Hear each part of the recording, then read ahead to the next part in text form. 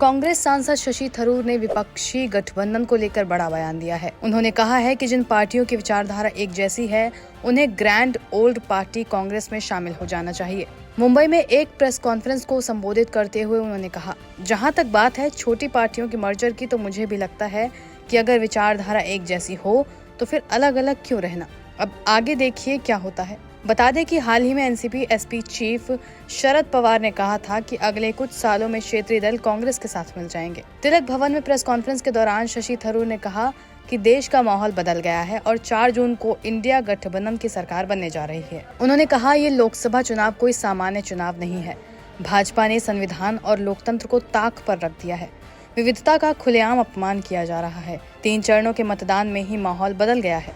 दिल्ली से भाजपा की सरकार जा रही है और 4 जून को इंडिया गठबंधन सत्ता में आ रहा है। कांग्रेस नेता ने भाजपा पर आरोप लगाए हैं कि नागरिकता के मामले में भी वो धर्म ले आए। उन्होंने कहा, प्रधानमंत्री जिस तरह की भाषा का इस्तेमाल सार्वजनिक रूप से करते हैं, वैसी भाषा हम बंद कमरे में भी नहीं बोलते। उन्होंने कहा कि ये देश के लिए बेहद अपमानजनक है। भाजपा की इसी राजनीति को देखते हुए विपक्ष दल साथ आए और 4 जून को इसका परिणाम देखने को मिलेगा।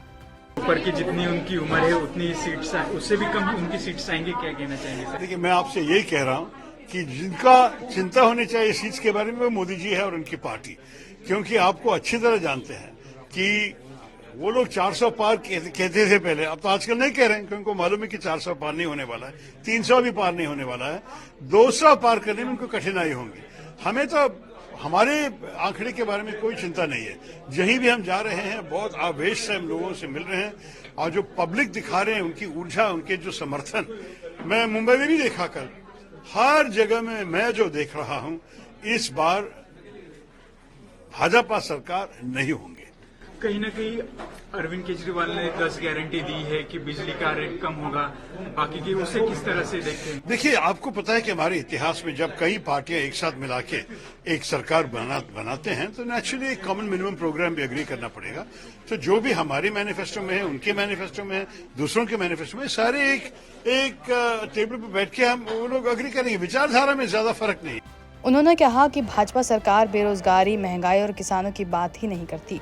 प्रधानमंत्री मोदी फालतू के मुद्दे पर बात करते हैं।